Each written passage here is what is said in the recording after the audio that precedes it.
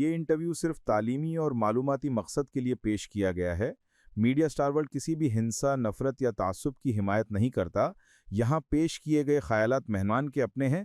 Channel उनसे जरूरी नहीं कि इत्तेफाक रखे। हेलो, नमस्कार, आदाब, सत श्री अकाल और अस्सलाम वालेकुम। मैं हूं मोहम्मद अहमद काज़मी, लेकर आया हूं आपका पसंदीदा कार्यक्रम आपके रूबरू। बहुत ही भड़काने वाली खबरें आ रही हैं। भड़काने वाली खबरें मैं इसलिए कह रहा हूं कि एक तरफ तो ऑस्ट्रेलिया सिडनी में एक हमला हुआ है जिसमें 15 लोग मारे गए हैं। उसमें एक एक नया हीरो निकल के आया है, अहमद अल अहमद, जिसने एक बंदूकधारी से बंदूक छीनी है। दूसरी तरफ एक अभी खबर आ रही है कि अमेरिका में एक वहां लोकल इलेक्शन हो रहे हैं, उसमें वहां एक कैंडिडेट ने कुरान की बेहुरमती की है, जो बहुत ही शिद्दत के साथ एक शदीद किस्म की बेहुरमती हुई है। उसकी कुछ तफसीलात हम आपको इससे पहले बता चुके हैं। उसके अलावा हमास की जो गाजा की जंगबंदी है, उसमें दूसरा मरहला शुरू नहीं हो रहा है। उधर यूक्रेन की जंग नहीं रुक पा रही है। क्या कुछ है। और ट्रंप साहब को उनकी chief of staff white house से उन्होंने कह दिया है कि शराबी की तरह से बिहेव करते हैं ट्रंप साहब। तो आखिर दुनिया किस तरफ जा रही है, क्या कुछ है, ये सब समझने के लिए मेरे साथ खास मेहमान है, सीनियर जर्नलिस्ट शेख मंजूर साहब। हम उनके शुक्रगुजार हैं कि उन्होंने हमें वक्त दिया, टाइम दे देते हैं हमें। शेख मंजूर साहब, वेलकम है आपका। मीडिया स्टार वर्ल्ड को आपने वक्त दिया। आप ये बताइए कि ये एक तरफ सिडनी से खबर, एक तरफ अमेरिका से खबर, एक भड़काने का सा जो है वो कोशिश नजर आ रही है, इसे आप कैसे देख रहे हैं? देखिए, ये जो सिडनी में हुआ ये कंडेमेबल है, डेफिनेटली एक्ट है, लेकिन इसके साथ साथ आपको ये भी देखना चाहिए, इसका ह्यूमन एस्पेक्ट देखना चाहिए। जिस रिलीजन के बारे में, इस्लामोफोबिया के बारे में सस्टेन कैंपेन जा रही है। पहले यूरोप में कई सालों से आपको पता है कि नॉर्वे, स्वीडन और फ्रांस में किस तरीके से कुरान शरीफ की बेहरमती या कैरिकेचर्स बनाए गए फाउंडर ऑफ इस्लाम के। ये कहीं खासकर 2 दहाइयों से ये चल रहा है सस्टेन कैंपेन अगेंस्ट इस्लाम, जिसके बारे में कई बार रेजोल्यूशन भी पास हुआ यूनाइटेड नेशन में इस्लामोफोबिया के बारे में, इसको कंडेम करने की कोशिश की गई, लेकिन इसके बावजूद ये रुकता नहीं है और कुछ लोग इसको फॉर पॉलिटिकल बेनिफिट्स इस्तेमाल कर रहे हैं। अब देखिए जो यहाँ पर हुआ है ऑस्ट्रेलिया में जो हुआ है, जिसमें तकरीबन, लेकिन ये भी देखना चाहिए एक जो आदमी है वो किस तरीके से उन्होंने चेज किया, उनको बंदूक लिया, जिसकी वजह से ऑस्ट्रेलियन गवर्नमेंट ने, वहां के प्राइम मिनिस्टर ने उसकी उसकी हिम्मत को दाद दी और उसको पर्सनली विजिट किया हॉस्पिटल में। लेकिन इसमें आप देखिए इजरायली प्राइम मिनिस्टर ने कंडेमनेशन की ऑस्ट्रेलियन प्राइम मिनिस्टर की। वो कहता आप बढ़ावा दे रहे हैं इसको, लेकिन ये नहीं समझता है अगर खुद वो इजराइल ऐसी जो उसकी एक्शंस है अगर वो बंद करता है तो ऐसे जो कहीं ना कहीं जो ऐसे उभरते हैं, लोगों के जज्बात उभरते हैं, उनको हवा नहीं, शाई नहीं मिलती। ये भी देखना चाहिए। और इसमें भी जो रेस्ट्रेंट दिखा लोगों ने, इस आदमी ने जो शरिया, ये सीरिया का आदमी है जिसने इसको रोक लिया, फ्रूट वेंडर है और इसको रोक लिया, किस तरीके अहमद अल अहमद जी, अहमद, किस तरीके से उसने अपने जान पर बाजी लगाकर लोगों को बचाया। वो इस एस्पेक्ट को भी इजरायली प्राइम मिनिस्टर को हाईलाइट करने की कोशिश करनी चाहिए। यही बात पहले यूरोप में शुरू हुआ, अब अमेरिका में ये हो गया। और अमेरिका में भी पिछले कई सालों से थोड़ा बहुत एक्सट्रीम एलिमेंट्स और खास कर ये जो कहते हैं अमेरिकन फर्स्ट की जो कैंपेन चल रही है, जिस अमेरिका के बारे में कहते हैं ये वर्ल्ड्स बेस्ट डेमोक्रेसी माना जाता है, अब वहां पर भी रैशिज्म, कभी कभी रिलीजन के नाम पर बहुत सारे इंडियंस को टारगेट बनाया गया, सरदारों को टारगेट, मुस्लिम्स को बनाया गया। आप देखते आए दिन साल में 5-6 बार इंडियन ओरिजिन के लोगों को मारा गया, वहां पर बहुत अटैक्स किए गए उनको। ये एक नई ट्रेंड है और इसको सबसे ज्यादा इसकी एक्सप्लॉयटेशन पॉलिटिशियंस कर रहे हैं जो उनको बेनिफिट दे रहा है, लेकिन वो ये नहीं समझते हैं इससे मुल्क की कितनी तबाही और बर्बादी हो रही है। इस चीज को ध्यान में रखने की जरूरत है। जो वहां पर एमिटी है, हार्मनी है, जो लोग बाहर के, चाहे अमेरिका में, ऑस्ट्रेलिया में, यूरोप में, जो एशियंस ने वहां पर कंट्रीब्यूट किया in the form of development, contribute किया वहां के इसमें हेल्थ सिस्टम, एजुकेशन सिस्टम या दूसरे में, उसको बुलाने, उसको एक्नॉलेज करने की जरूरत है। इसीलिए यूरोप ने अगर तरक्की की, उन्होंने best brains India, Japan, Pakistan, Sri Lanka और दूसरी जगहों से लिया और अपने लिए उन्होंने यूटिलाइज किया। अब उन्हीं को निशाना बनाया जा रहा है, जिससे ये प्रॉब्लम शुरू हो रही है। अब दूसरी बात जो आपने कहा, ट्रंप तो बड़े बड़े दावे कर रहा है कि उसने यहाँ पर अमन कायम किया, वहां पर सूडान की बात की, कंबोडिया की बात की, यूक्रेन की बात की, इजराइल हमस की बात की, लेकिन हर जगह लड़ाई जारी है। अभी 2 दिन पहले कंबोडिया और ये जो वियतनाम के दरमियान, जो कंबोडिया और थाईलैंड के दरमियान जो लड़ाई चल रही है, उसमें 8-10 लोग मर गए और कल का जो रिपोर्ट है 90,000 पीपल गॉट डिस्प्लेस्ड। सूडान में चला, वहां पर लोग भी मर गए। यूनाइटेड नेशंस के जो पीस कीपिंग फोर्सेस है वो भी वहां पर मर गए, वहां पर वो मर गए। अब ईरान, अब जो इजराइल और हमास की बात है, आज कल या शायद मैं आज एक रिपोर्ट पढ़ रहा था, पिछले जब से ये सीज फायर एग्रीमेंट हुआ है 730 टाइम्स इजराइल ने उसकी वायलेशन की। अगर इसको सीज फायर माना जाएगा तो ये इट इज सेल्फ एक्सप्लेनेटरी कितनी इसने और इसमें कितने लोग मर गए, 300 के करीब फलस्तीनी मर गए। ये जो शेख साहब, हर तरफ अफरा तफरी का माहौल, जिसके हाथ में लाठी उसकी भैंस जिसे कहा जाता है मुहावरे के तौर पर, ये इजराइल जब चाहता है जहां चाहता है हमले करता है और उसमें कोई उससे सवाल नहीं करता कि आखिर तुम क्या कर रहे हो, और वो ये कहता है कि हमें जहां से भी खतरा महसूस होगा हम उस पर हमला करेंगे। तो ये खतरा महसूस तो करने वाला मामला ऐसा है कि अपने आप कहीं भी आप अपने मुखालिफ को टारगेट कर सकते हैं और कहीं कोई जवाबदेही नहीं है। तो इस तरह की नए किस्म की दुनिया जिसकी सरबराही ट्रंप साहब कर रहे हैं, जो जिनके बारे में उनका स्टाफ कह रहा है कि ये शराबियों की तरह से बिहेव करते हैं, शराब तो नहीं पीते लेकिन शराबियों की तरह से बिहेव करते हैं, आखिर कहां जाकर के बात बैठेगी? क्या दुनिया को कोई सुकून मिलेगा क्या? देखिए, अगर आपने देखा इस मामले में, खासकर इजराइल के मामले में, चाहे बाइडेन एडमिनिस्ट्रेशन हो या ट्रंप एडमिनिस्ट्रेशन, 20-19 की फर्क है। हाँ। उन्होंने भी भरपूर साथ दिया जब वो एग्रीमेंट भी तकरीबन होने वाला था और बैकआउट किया लास्ट मिनट पर। वो जो यूएस यानी कि एग्रीड एग्रीमेंट था उसे बैकआउट किया इजराइल और उन्होंने कोई एक्शन नहीं ली। और इसी को आगे लेकर ट्रंप कुछ एक कदम आगे ही बढ़ा। और सबसे बड़ी बात है, जब पैटर्नाइजेशन एक बड़ी कंट्री की रहती है जो पावरफुल है, मिलिटरीली पावरफुल है, इकोनॉमिकली पावरफुल था, और टिल डेट यूनिपोलर वर्ल्ड में नंबर 1 है, वो एक ही कंट्री है। जब तक इसको ना दूसरे जो पावर्स उभर रहे हैं उसमें टाइम लगेगा, वो उसकी पुष्पनाही हो। तो वो कुछ उसने कौन सा रेजोल्यूशन माना यूनाइटेड नेशन का, यहाँ तक कि आईसीसी इंटरनेशनल क्रिमिनल कोर्ट ने उसको क्रिमिनल भी कहा दिया, वहां कहा जोनोसाइड हुआ है। किसकी उसकी परवाह है?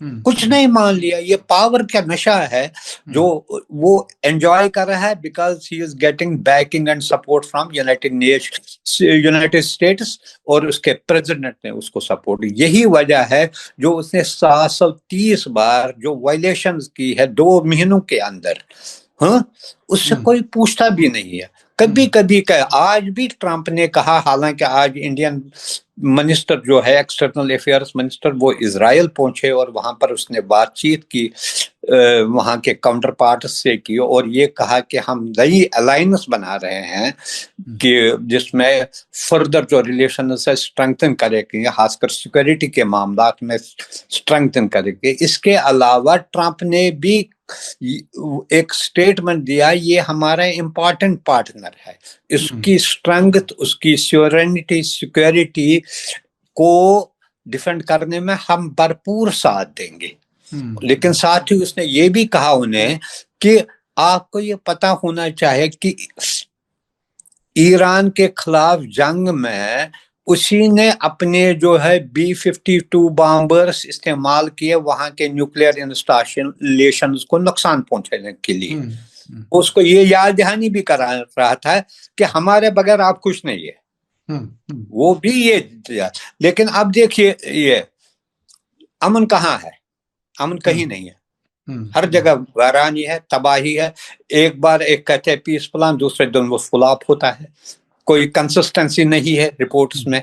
कुछ आता है, यही वो हम इजराइल और हमास के पीस प्लान को किया, कुछ बताया गया लिख के, कुछ और अनाउंस किया। डिस्पाइट दैट उसको मानते हुए भी सारे 10 इस्लामिक कंट्रीज ने उसको मान लिया। इसके अलावा जिस तरीके से उसकी धज्जियां उड़ा रहा है, कोई बात ही नहीं कर रहा है, किसी को परवाह ही नहीं है।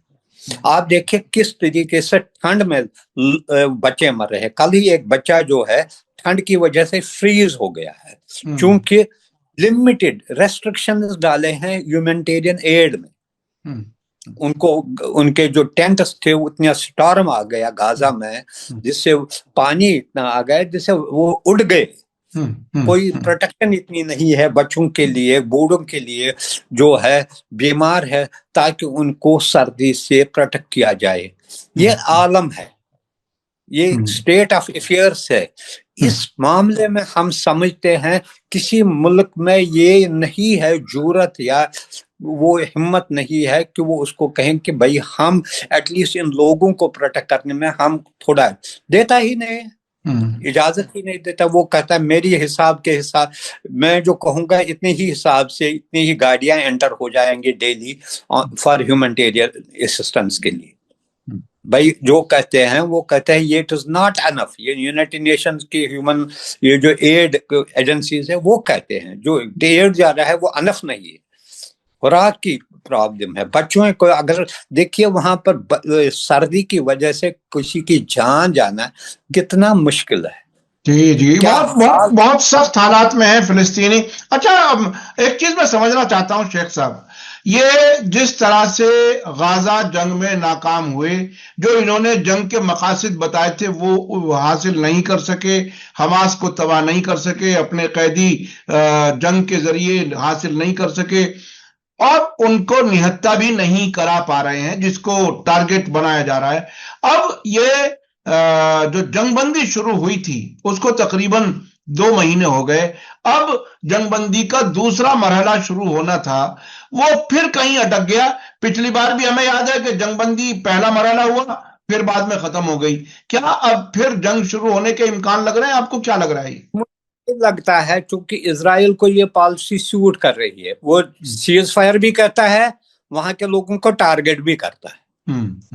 अंडर ये जो गारबा सीज फायर जितने उसको टारगेट करने होते हैं, भी जो है हमस का एक बड़ा कमांडर मारा गया 3 दिन पहले ही उसको मारा गया। इसके अलावा उसको ये जो अपनी जो इसके टर्म्स एंड कंडीशन, उसके सोल्जर्स वहां पर डिप्लॉयड है, जैसे रेस्ट्रिक्ट करते हैं ऐसे ही जब कहते हैं मैन कर रहा है, बॉर्डर्स को मैन कर रहा है, ताकि जो भी एड एजेंसीज है, जो भी वहां पर जो मूवमेंट है लोगों की, वो उसको रेगुलेट करता है। हालांकि हो सकता है वहां पर दूसरे भी होंगे, लेकिन वही कर रहा है। उसको क्या चाहिए हो, उसके जो ऑपरेशंस में कमी आई है। एयर स्ट्राइक भी की उसने, ये नहीं कि एयर स्ट्राइक्स नहीं किए, वो भी किए, काम किए, लेकिन किए। और इसके अलावा जो है सर्च ऑपरेशंस है और छापे मारना या दूसरे चीजें करना, वो उसमें कंटिन्यू है। Nobody is asking now for any other thing. अब उसको ये सूट कर रहा है, जैसे हमने पहले भी कहा था, शायद ये 28-29 को ये वाशिंगटन जा रहा है, जहां पर सेकंड फेज के बारे में बातचीत होगी कि किस तरीके से इम्प्लीमेंट किया जाएगा. Second phase is more important.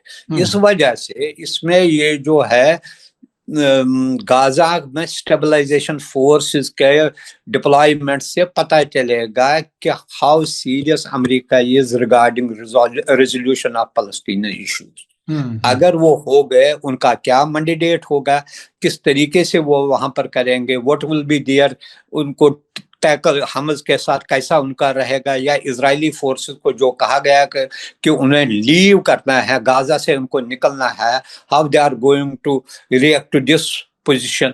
अगर ऐसी पोजीशन है तो लगता है कि हो सकता है तीसरे फेज की तरफ बढ़ेगा, लेकिन सेकंड फेज ही डिसाइड करेगा कि इसमें क्या ये फाइनल फेज पर पहुंचेगा, जहां पर लोग बातें कर रहे हैं पैलेस्टाइन स्टेट के बारे में. वो अभी दिल्ली दूर है उसमें. हाँ, अभी अच्छा, पहले अच्छा, आपने नेतन्याहू के अमेरिका के सफर की बात की, जिसमें ये उम्मीद की जा सकती है. देखिए, कमरे के अंदर, बंद कमरे में क्या बात होती है, बाहर मीडिया में आकर के क्या बात होती है, ये अक्सर इसमें कंट्राडिक्शन नजर आता है उनके अमल से. अभी ट्रंप ने एक बयान दिया यहूदियों के हनुक्का फेस्टिवल के मौके पर ही. उन्होंने कहा कि कांग्रेस के अंदर अब एंटी सेमिटिज्म यानी एंटी जायनिज्म मजबूत होता जा रहा है. यानी वो, और उन्होंने इस हद तक कहा कि मेरे वालिद मुझसे कहते थे, जो खुद बहुत जायनिस्ट थे, और मैं भी बहुत ही यानी मदद करता हूं, और यहूदियों के लिए मेरा ये है, और जायनिज्म के लिए और इजराइल के लिए मैं सब कुछ, और मैंने तो राइट्स दे दिए गोलान हाइट्स के इजराइल को, जो ट्रिलियंस ऑफ डॉलर्स की है. इस हद तक उन्होंने बातें की. तो ये अब ट्रंप किस तरफ लेकर के जाएंगे, ये एक बड़े कारोबारी हैं. इन्होंने ही कहा था कि यहां रिवियरा बनाना चाहिए, इन्होंने ही कहा था कि हम इसको डेवलप करेंगे, जारेड कुशनर को आगे किया उसके बाद. अब कहां जाने की उम्मीद है, क्या लगता है? देखिए, वो पॉलिटिशियन भी है, पहले उसको अपनी कुर्सी और अपनी ये बचाना बहुत प्रायोरिटी रहती है. अपने रिपब्लिकन पार्टी को बचाना उसकी प्रायोरिटी है. उसको भी शायद जो वो कह रहा हो, उसको भी ग्राउंड पर इसकी रियलाइजेशन हुई. इसकी एक रियलाइजेशन आपको न्यूयॉर्क के मेयर के पोस्ट पर है. जॉर्जिया में जो एक मुस्लिम जो है लेफ्टिनेंट गवर्नर सिलेक्ट हुई है, उससे पता चलता है कहीं ना कहीं जिस तरीके से उसने कुछ चीजें इंटरनेशनल लेवल पर हैंडल किए, it had not gone well with the people.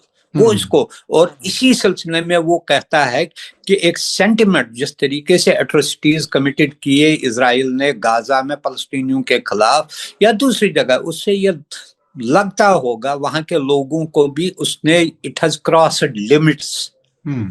जो वो अपने आप को महजब कौम कहते हैं, महजब कौम के अगर कुछ ना कुछ उन्होंने भी रिकंसाइल किया था, लेकिन कहीं ना कहीं उनको भी लग रहा है कि अब इसका बहुत कुछ हुआ, बहुत हुआ. यही वजह है कि नेतन्याहू ऑन हिज ओन इसको एक्सेप्ट करने को तैयार नहीं है, जब तक उसको डांट नहीं, रिप्रिमांड किया उसने कहा बार बार मैंने उसको डांटा और ये करो, वरना वो नहीं करने वाला था, क्योंकि उसको पता था जो भी वो करता था उसको लाइसेंस टू किल थी, वो दूसरों को उसको सपोर्ट था वहां पर. फिर बाद में यूरोप में भी किसी हद तक हालात बदल गए. एक तो वो खुद अपने मामलों में उलझ गए यूक्रेन मामले में, दूसरा जो फ्रांस ने वहां पर लीड ली, जिसकी वजह से 5-6 बड़ी कंट्रीज जिसमें जर्मनी है, ब्रिटेन है, इटली है या दूसरे कंट्रीज, उन्होंने रिकॉग्निशन जो दी, उसको लगा कि उसके हाथों से गेम जा रही है. उसको रोकने के लिए फिर ट्रंप इंटरवीन्ड और उसको ये करवाया कि इसको सीज फायर करो, वरना आप हर जगह से ये.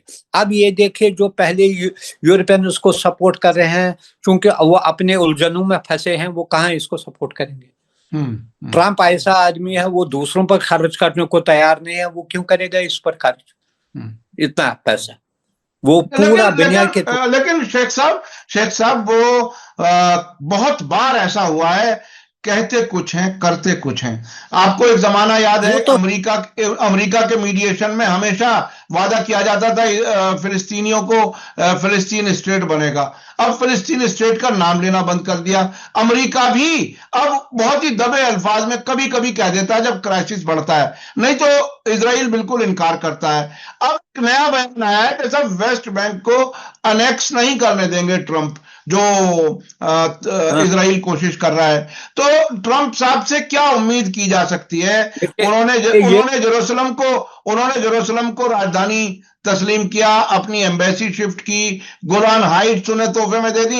ये कमाल है, जो चीज उनकी खुद की नहीं है और दूसरे का माल किसी को भी दे देते हैं। तो इस पर कैसे भरोसा करें? देखिए, यह हकीकत है। आप इसमें आप देखिए, ट्रंप ने एम्बेसी वहां शिफ्ट की। अगर आप देखेंगे, बाइडेन जब प्रेसिडेंट बना, पहला स्टेटमेंट उसका था, we are going to shift embassy back to Tel Aviv from Jerusalem. लेकिन नहीं किया, 4 साल नहीं किया उसको। इसको भी फिर कहा होगा उनका, आप ज्यादा कहते हैं, जो हुआ तो हुआ, वो खा लिया उन्होंने, तो आप इसकी बात मत। लेकिन आप देखिए, उसके साथ साथ कभी कभी ग्रे लाइनिंग होती है, कहीं ना कहीं, जो सिल्वर लाइनिंग भी कहते हैं, ग्रे लाइन नहीं, सिल्वर लाइनिंग जो हम कहते हैं। इसमें लकीर, रोशनी की एक लकीर ये जो है नजर आ रही है। वो जो दमखम था, यानी कि कोलैप्स ऑफ यूनिपोलर वर्ल्ड जो हुआ है, जिसमें नए पावर्स इमर्ज हो रहे हैं, वो जो उसका 30 साल दबदबा रहा, it is coming to an end. अब नए big powers, regional powers emerge हो रहे हैं। यही वजह है। अगर आप देखेंगे, ये देखिए, आपकी बात सही है, ये वेस्ट बैंक को कहते हैं, इसको अटैक करने दे, एनेक्स करने दे। What about Gaza? गाजा पर जो उन्होंने कहा, वो जो कहना, cat is out of the bag. पहले जो उसने कहा कि रवेरा जो है वो उसके जहन में है, वो उसके दिल में है कि यही होना चाहिए था। अब वक्त की मसलाहत को जानकर उसने फिर इसमें चेंज किया, और उनको भी जो उसके जो पार्टनर्स है, अरब पार्टनर है, जहां से it's milking cow for them, जहां से उनको सबसे ज्यादा दौलत मिलती है, पैसा मिलता है, आराम मिलता है, उसको उनको खुशी के लिए उसने कहा चलो आप इसको ऐसा करेंगे। क्योंकि तभी वहां से भी पैसा, वो जब यहाँ पर किसी हद तक सो कॉल्ड जो है पीस नजर आ जाए, पीस तो है नहीं, लेकिन on the surface of it is the piece.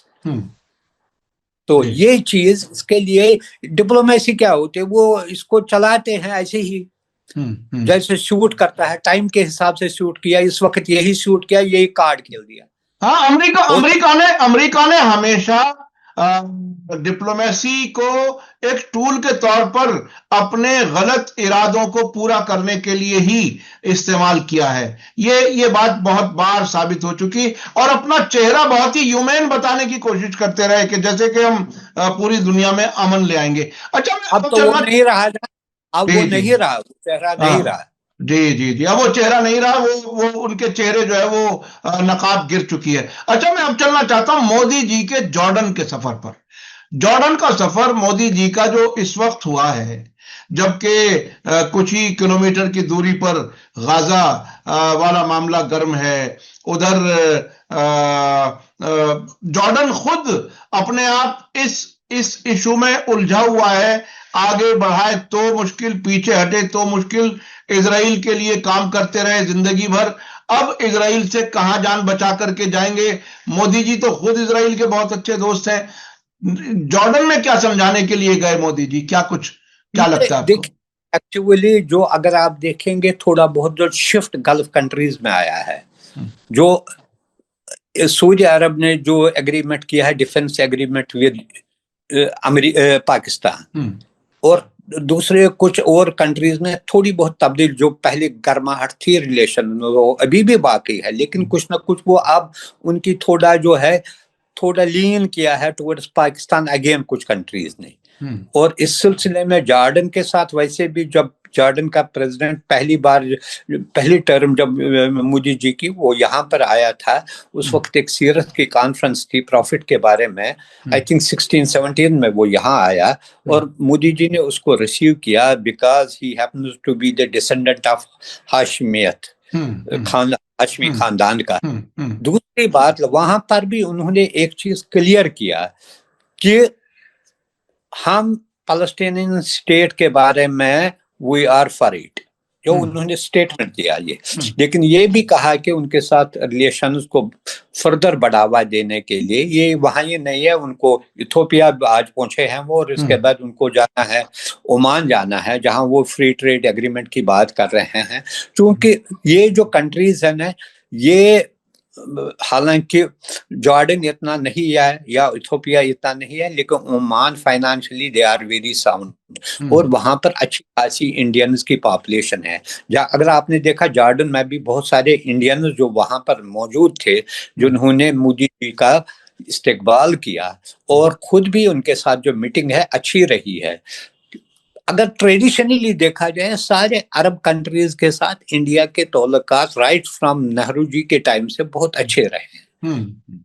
ये है कि चूंकि उसकी सबसे बड़ी वजह यह है कि इंडिया ने हमेशा पैलेस्टीनियन काज की हिमायत की, यहाँ तक कि इंडिया पहले कंट्रीज में है जिन्होंने पैलेस्टाइन स्टेट को रिकॉग्नाइज किया, उनकी एम्बेसी यहाँ पर कायम की, और शायद उसको फाइनेंस भी किया उस वक्त। ये उनका ये था। अब ग्रेजुअली जो सारी दुनिया में शिफ्ट है, ये नहीं इंडिया में, आप देखिए कितने अरब कंट्रीज ने, जिसमें मोरक्को है, सूडान है, आपके यूएई है। आज ये जैसे मैंने पहले कहा कि जयशंकर जो इससे पहले यूएई गया, यूएई में भी उसने इजरायली जो डिप्लोमेट्स है उनके साथ बात की। यूएई के they have very strong relations with Israel, हालांकि उसमें जो उनको जो है उनके है, बहरीन के है, मोरक्को के हैं, खुद जॉर्डन के रिलेशंस है।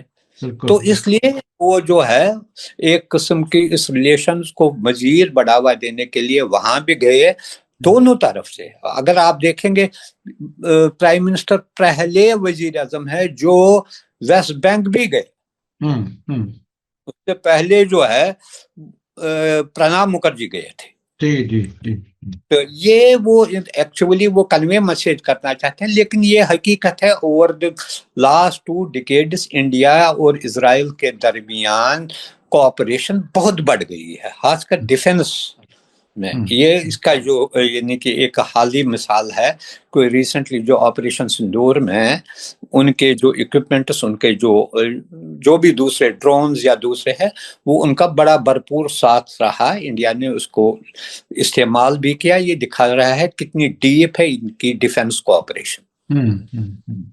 अच्छा, अब आखिर में वक्त कम रह गया है, अब वेस्ट एशिया को इस वक्त आप कहां देख रहे हैं? देखिए, एक तरफ ईरान के खिलाफ हमलों की बातें, धमकियां बीच बीच में आ रही हैं। ईरान भी कह रहा है कि हम पूरी तरह से तैयार हैं, इस बार जंग होगी तो हम इजराइल को खत्म कर देंगे। दूसरी तरफ ये 2 कदम आगे 2 कदम पीछे, जंगबंदी है नहीं है, ये सब चल रहा है। इन हालात को आप किस तरह से देख रहे हैं, अगर एक समराइज करके? देखिए, एक हेजी पोजीशन है, क्योटिक पोजीशन है, अभी कुछ नहीं, कंक्रीट कुछ नहीं हुआ है। जब तक ये भी देखना है कि अगले 1 महीने के अंदर क्या इजराइल सेकंड फेज पर इन लेटर एंड सेपरेट इम्प्लीमेंट करेगा कि नहीं। अगर नहीं करेगा फिर हम बैक टू स्क्वायर है। दूसरी बात ये भी है, सारी सिचुएशन जो है वेस्ट एशिया में, खासकर मिडल ईस्ट में चेंज हो रही है।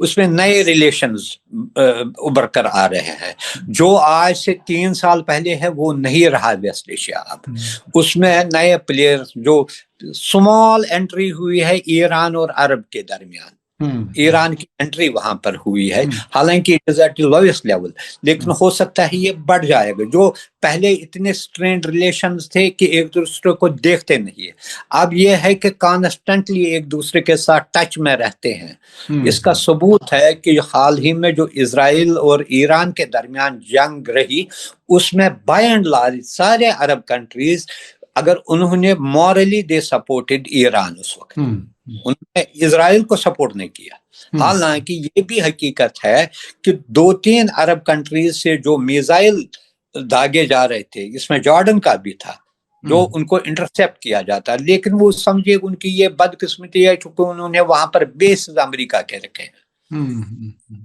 वो उनको इंटरसेप्ट हुआ करता था जब ईरान कोई दागता था मिसाइल, या वो कहीं रास्ते में वो सी में गिर जाता था, गल्फ के सी में गिरता था, या वहां पर गिरता था जॉर्डन में, तो वो उसको इंटरसेप्ट करते हैं, लेकिन इसके बावजूद diplomatically they have open supported Iranian stand, not Israeli stand. ये एक पॉजिटिव डेवलपमेंट है, हमें इसको इस तरीके से देखना चाहिए।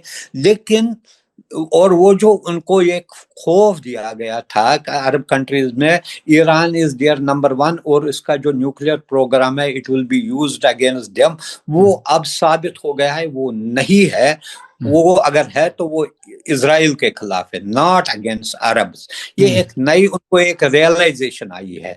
अब वो किस हद तक जाएंगे, उनके अपने कंपल्शंस है, पॉलिटिकल कंपल्शन है, लेकिन ग्राउंड रियलिटी ये है कि उनको भी, लीडर्स को भी ये समझ में आया है कि they have to look for other avenues also.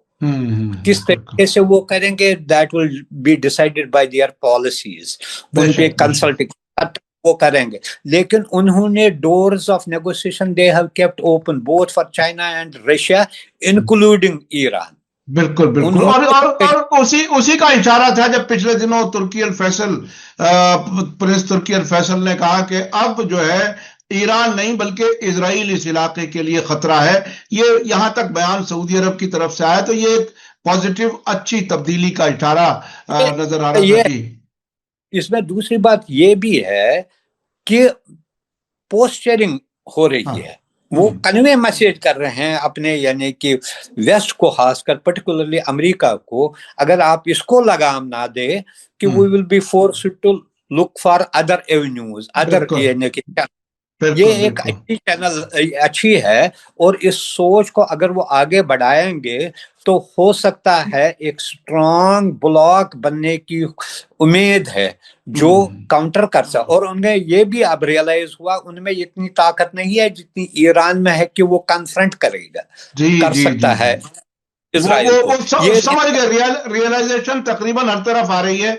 और इसी वजह से हालात, कुछ उम्मीद है कि ईरान के इस ताकत के दिखाने से और अमेरिका के किसी हद तक पीछे हटने से हालात बदलें और बैलेंस ऑफ पावर, जैसा कि आपने शुरू में बताया, उसके बाद हालात किसी हद तक शायद बेहतरी की तरफ जाएं। और डिपेंड करेगा कि अगला मरहला जंगबंदी का हमास और इजराइल के बीच में आगे बढ़ता है कि नहीं। इसी उम्मीद के साथ कि बेहतर हालात हों, मैं आपसे इजाजत लेना चाहता हूं। अपने दर्शकों से मैं कहना चाहूंगा कि आज का आपको वीडियो कैसा लगा कमेंट में जरूर लिखें और ज्यादा से ज्यादा लोगों तक शेयर करें। इसी के साथ मुझे दीजिए इजाजत। धन्यवाद, शुक्रिया, जय भारत, जय हिंद। हमारे चैनल मीडिया स्टार वर्ल्ड को सब्सक्राइब कीजिए और बेल आइकॉन दबाइए ताकि हमारी हर नई वीडियो का नोटिफिकेशन आपको सीधे मिलता रहे। अगर आपको हमारी खबरें पसंद आती हैं तो उन्हें अपने व्हाट्सएप, इंस्टाग्राम, फेसबुक और ट्विटर अकाउंट्स पर शेयर करना ना भूलिए ताकि और लोग भी हकीकत से वाकिफ हो सकें।